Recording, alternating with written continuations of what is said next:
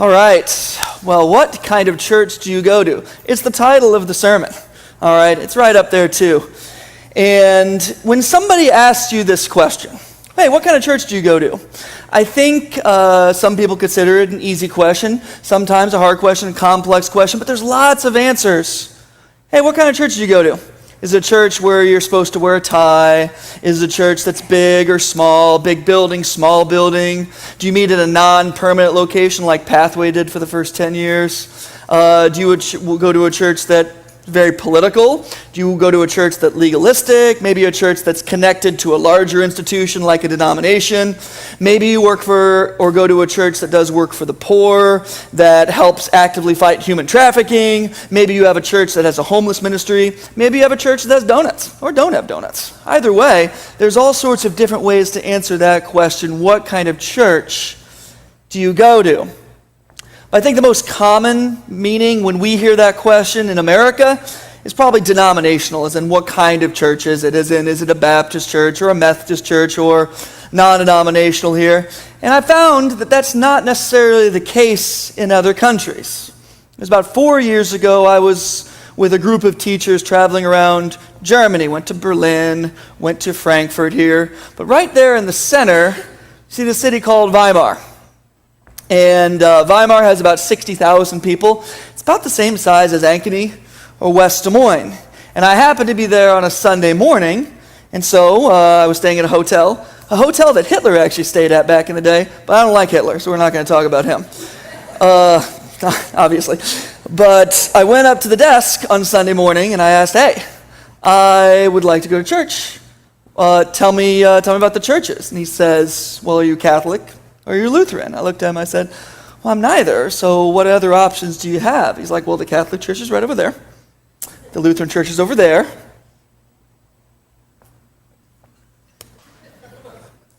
And there was awkward silence. And I said, okay, well, and I went to the Lutheran Church. It was neat, but the situation in Germany is they don't have multiple churches. Like we do over here in the sense of, like, consider West Des Moines. I live in West Des Moines, about 62,000 people here. And how many churches are in West Des Moines on Ashworth Road alone? And you see going from like Church of Hope here, St. Francis here, all the way down, and that's just on one street in West Des Moines. There's like 12 of them. And it's just different over in Germany, because Germany is different than the United States. But why? Why do we have all of these different groups and denominations and sects, where in Germany they just have the two? And the reason, to give you a little history lesson, not surprisingly, is the Great Awakening. So the Great Awakening was a time period, an era in American history, and there were several of them. There's a first Great Awakening, second, we'll talk about the third and fourth in a little while, but in the early 1700s, there was a time called the Early Great Awakening. And I want to tell you what churches were like, though, before. And to help describe what churches were like before the Great Awakening, I'm going to show you a textbook, a U.S. history textbook from about 110 years ago that high school students used. And this is it. And it's titled, this little segment's called, Within the Church. The worshipers in the Puritan churches did not sit together as they do now, but old people were in one part, the young men in another, the young women were in a third. The boys sat on the steps to the pulpit in the gallery, and no one was allowed to go to sleep in those old Puritan churches. The constable, Dan Hudson, was always on hand to keep them awake. He carried a stick that had the foot of a rabbit on one end and the rabbit's tail on the other. If a woman went to sleep, the rabbit's tail was brushed gently over her face. But if a boy was caught napping, the rabbit's foot came down on his head with a sharp rap. Yet it must have been hard to keep awake, for the sermons were sometimes 3 or 4 hours long, and no doubt often very dry and tiresome. This is a textbook, really detailed about what old Puritan services were like here. And don't worry, I'm only going 2 to 3 hours, so a little bit under. And hopefully not as dry, hopefully not as tiresome. Think of the hard pews back in the day too. Not comfortable seating here. I mean, these are fresh off the tree pews back in the 1670s, 1690s, 1710s. So that's what the churches were like. And so people would sit and they would listen for 2 hours, 3 hours. I heard tell of a 6.5-hour sermon one time. they just kept going. And people began looking at each other in the 1720s, 1730s, about 50 years before the Declaration of Independence. They were looking at each other saying, this is pretty rough.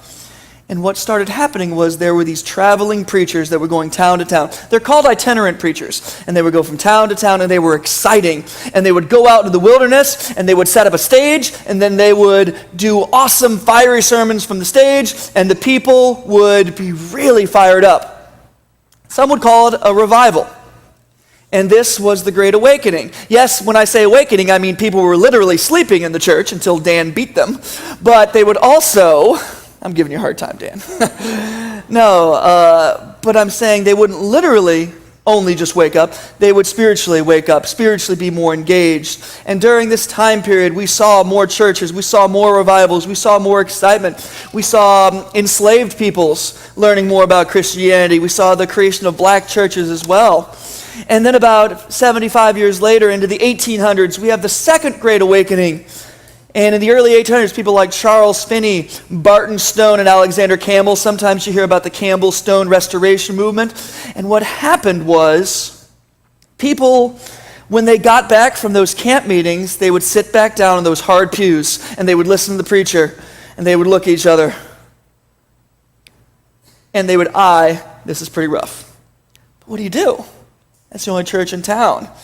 But from the very beginning of American history, I think Americans have had a spirit of entrepreneurship here. For example, let's say you're working at a company and your boss, he just doesn't know what's going on, and you're saying, I could do this much better than him. Folks, this is not a rhetorical question. What do? Yeah, you start your own business here. I will start my own business. It's called entrepreneurship here. And what literally happened in the 1730s and in the 1800s, 1810s, 1820s here, people would sit around and be like, this is no good. You know what we should do? We should start our own church. And they did. And then another church, and then another church. And all of a sudden, Ashworth Road in West Des Moines is populated by this, and this, and this, and this, and this. This didn't happen in Germany. This wasn't happening in other places. And that's why when I went to Weimar, Germany, hey, tell me about the 12, 15, 20 churches yet. We have 2. The Martin Luther thing, that happened 500 years ago. But beyond that, they didn't have a Second Great Awakening. So, thus, that's why West Des Moines is different than Weimar. People came back from revivals, they were excited, and they said, we want another place where we can be excited too. And because all of these churches were formed, you can go to a small town in America. My dad lives in a town of 1475 according to the population sign. And there are 2 banks, 1 grocery store, 1 drugstore, 1 Sonic, and 12 churches in a town of 1476. 1477. Kid was born last week. And this is what we are in America here. So that sets apart from mainland Europe just a little bit here. Some people say there was a third Great Awakening in the years leading up to the Civil War, where evangelical Christians began to become strong abolitionists against slavery, and Christianity in that pre-Abraham Lincoln era was defined by the desire to reform education, to get rid of slavery, to make prisons and asylums better, and to treat American Indians better. But some people say that's a third Great Awakening. Some people say there was a fourth Great Awakening in the 1950s, 1960s, and 1970s that's defined by 3 giants: Martin Luther King Jr., Billy Graham, and Pope John Paul II.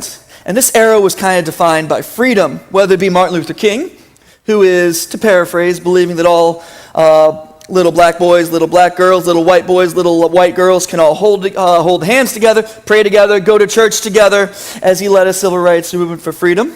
And people like Billy Graham, who led hundreds of millions in revivals, and actually once warned an all-white audience that, quote, we have been proud and thought we were better than any other race, any other people. Ladies and gentlemen, we are going to stumble into hell because of our pride.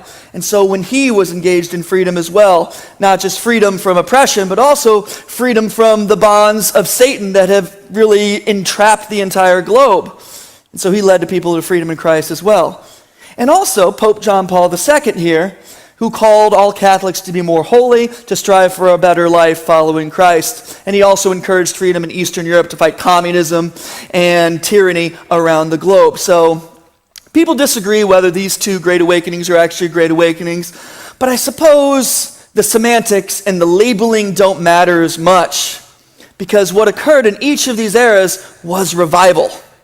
Revival, sometimes you think of it and be like, oh, we'll go out to a camp meeting like we saw in that picture. We'll have a preacher and then everybody will get really excited. And that's part of it, but it's farther than that. It's much more than that. It's a revival of the Spirit on a personal level. Because you see, I've been talking about churches. I've been talking about denominations and movements as a whole.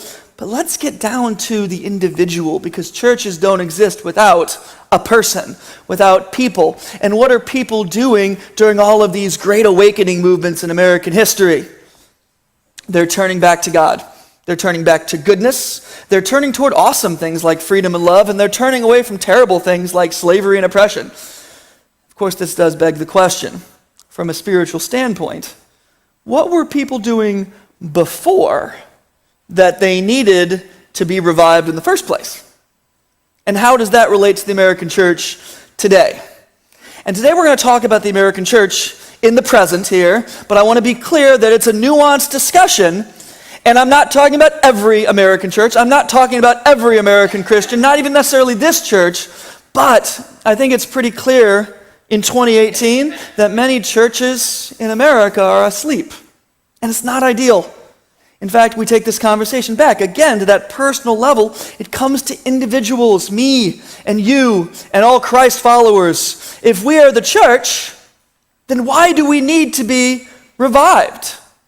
Why do we need to wake up? And the answer, I think, is pretty simple.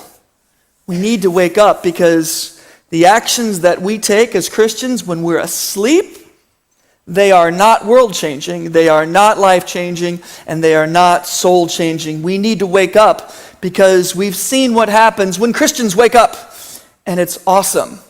So as we hop into the Bible here, Brian Freeman, 2 weeks ago, talked about the early church in Acts, and Brian stood right here telling about how awesome it was because the growth was tremendous, increasing more and more, doubling, tripling, all in the first year. And it's not just about the numbers. It's about attitude. It's about world-changing, about life-changing, about soul-changing. People in the early church, in that first couple of chapters of Acts, they were loving each other. They were united with one another. They were helping each other. They were giving to one another. They were feeding one another. They were being charitable with one another. What we see in the first few chapters of Acts is not a church in need of revival or awakening because it was already awake. And you saw the joy that it brings. And we have more examples of the early church. Beginning in the book of Revelation, John, he was exiled on this island off the coast of Turkey called Patmos. You can see it up there. And at the very beginning of the book of Revelation, he wrote 7 letters at the beginning of the book to the 7 churches of Asia. The 7 churches of Asia Minor, the 7 churches in present-day Turkey here. And you could see those 7 churches and their location. We're going to talk about 2 of them. The first one, right on the coast, you can see, is Smyrna. Right there in the middle between Ephesus and Pergamum. But Smyrna is the first one we're going to talk about. And this church, let me tell you a little bit about it according to the book of Revelation, according to John. They're having a rough go. They are being persecuted. They are being slandered. They are being attacked by people who claim to serve God but are really liars. And they are really having a rough go. And I want to read just a portion of a verse from Revelation chapter 2, verse 9. Just the first part of that verse. And it says, to the church of Smyrna, I know your tribulation and your poverty, parentheses, but you are rich. I know your tribulation and your poverty. And then you have the parentheses that says, but you are rich. And that phrase is pretty amazing. Those parentheses are pretty amazing because even if you have nothing, and it seems like the church at Smyrna really had nothing in an earthly sense. Seems like they didn't have any money, not a lot of food, not a lot of shelter, not a lot of things at all.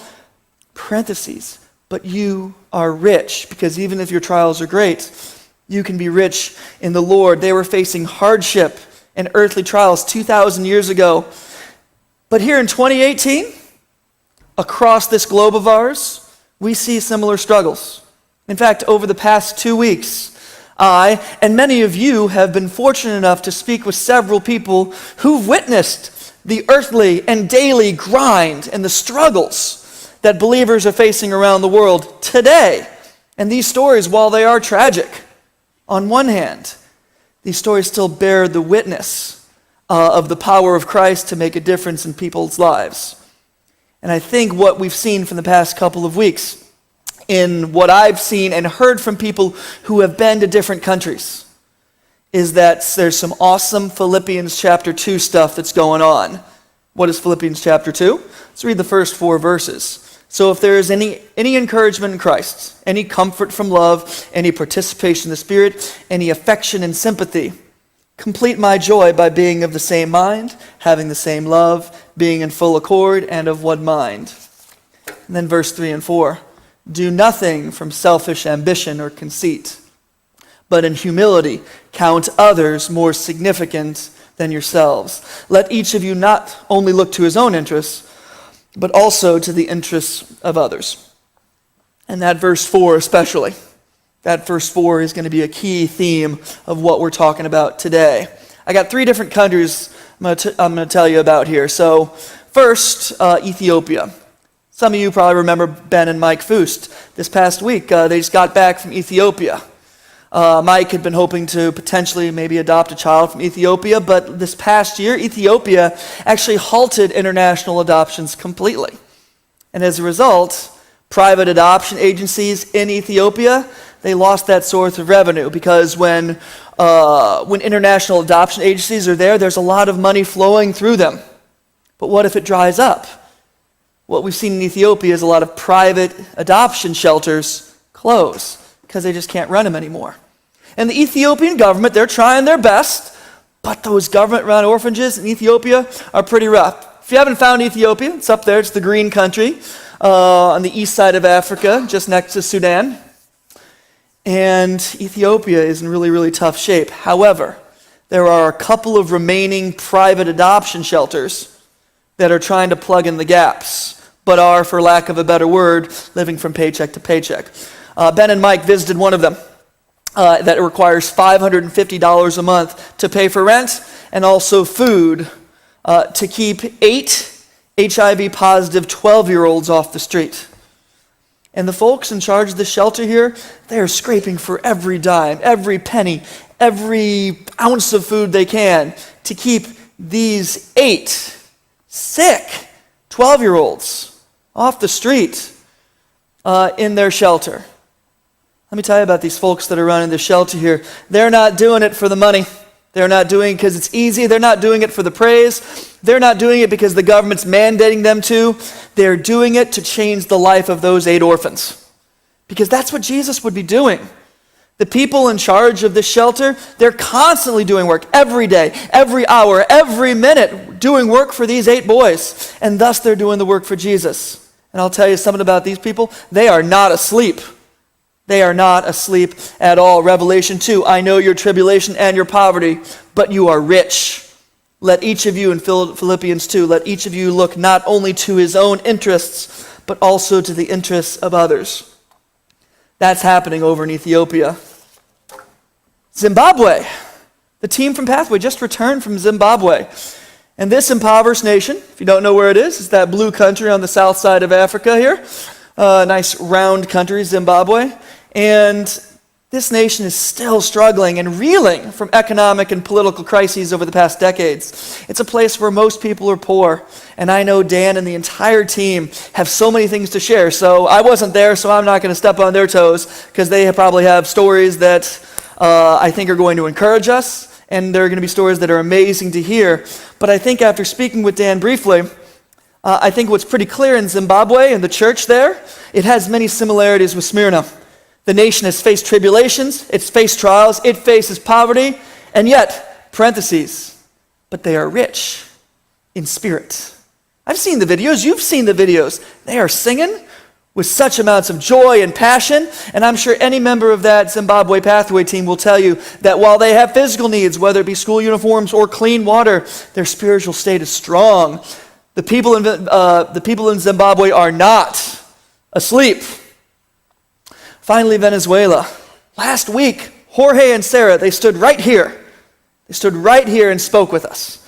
And they told us about Venezuela, and I'm glad that they did. They told us about the needs of food and water and shelter and electricity in Venezuela, right there on the northern part of South America. Venezuela is reeling right now. Venezuela is struggling right now. Inflation to reach 1 million%, that is from 6 days ago.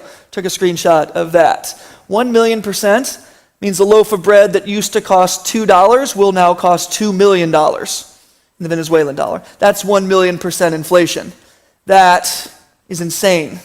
And in that situation, the people of Venezuela are struggling. And Jorge and Sarah were here telling us that the situation was a struggle.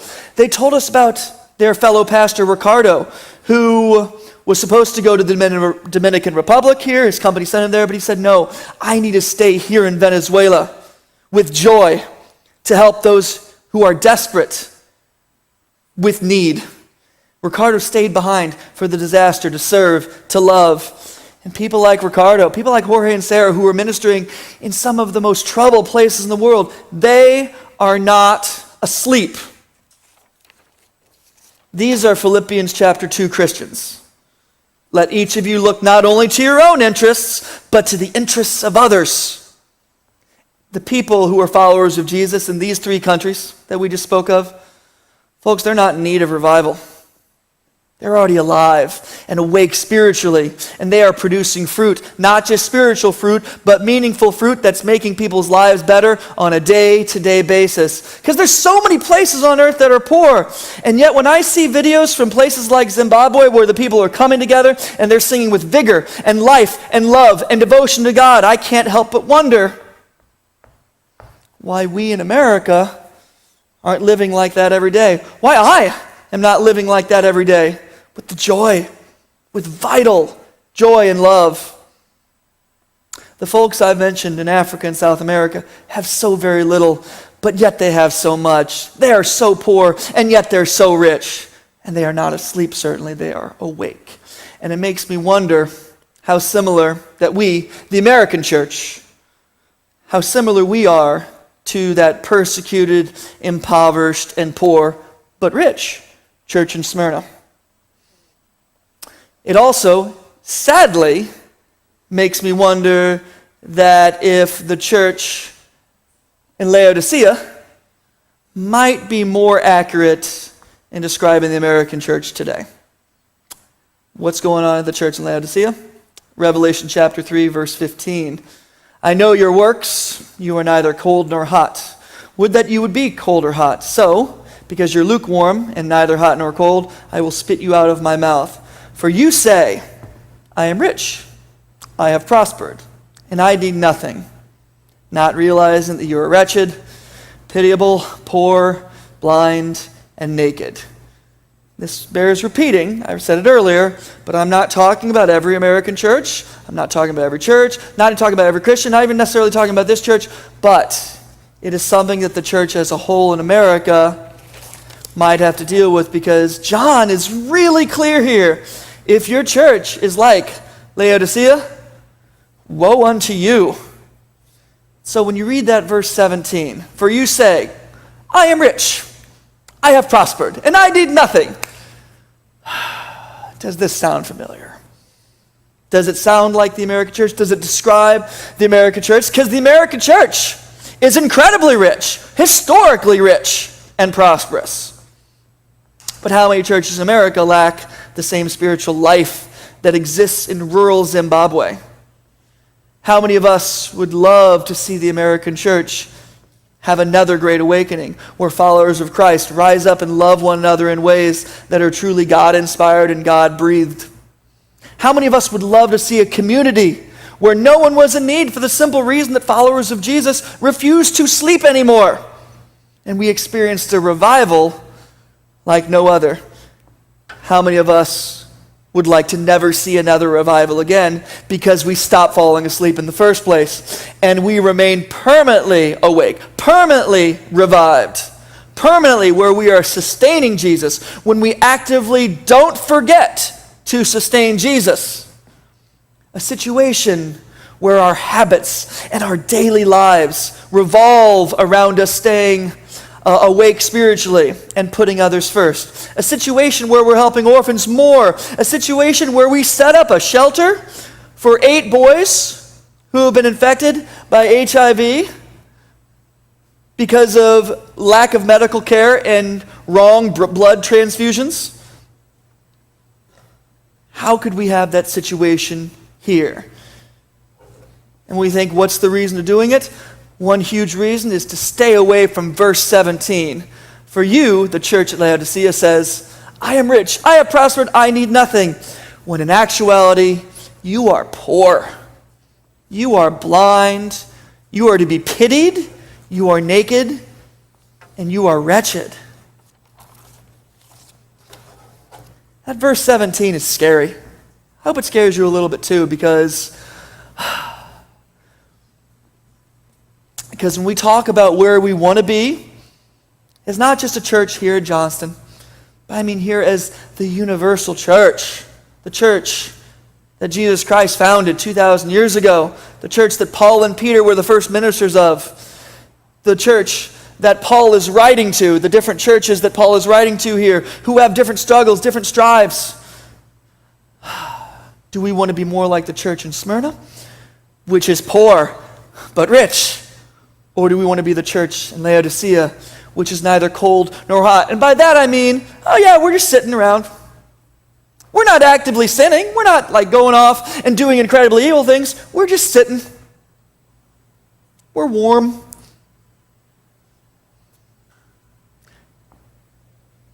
John said,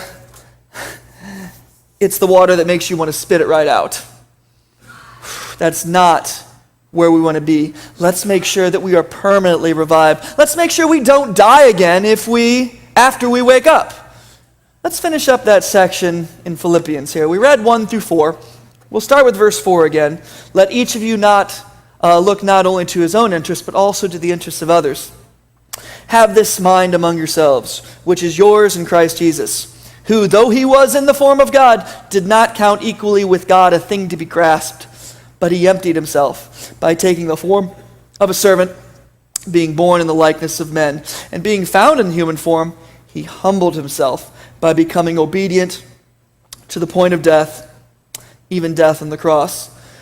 When we talk about verse 7 up there, he emptied himself, taking the form of a servant, being born in the likeness of men. I like those two things because they should be together. What is the likeness of men supposed to look like according to Paul here?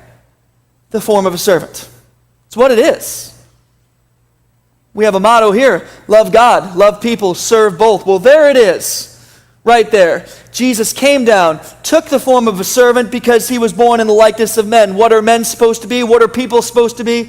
Servants. Loving God, loving others, serving both. So, what kind of church do you go to? Is it asleep? Or is it a world-changing, life-changing, and soul-changing church? Is it a church like the one at Smyrna? Which, yes, they're struggling in the day-to-day needs, in food and shelter, but they are so rich because of what they're doing, because of the spirituality that they have, because they don't need to be revived, because they're already living. Or do you want to be that church at Laodicea that's neither hot nor cold? Do you want to be humble and obedient to God?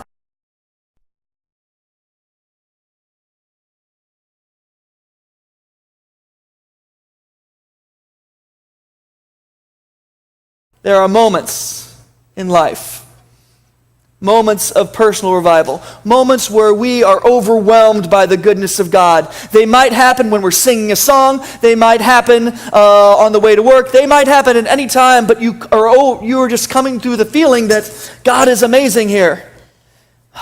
When I look at what's happening in Venezuela, I see struggle, but what Ricardo is doing is amazing.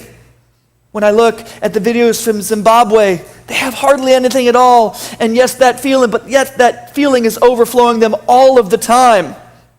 We should be that excited all the time. to bring people to Christ, to baptize people. I mean, our baptistry is literally overflowing with excitement. Literally. To expand the kingdom of God. What kind of church do you go to? Let's make it like the church in Smyrna. Let's pray.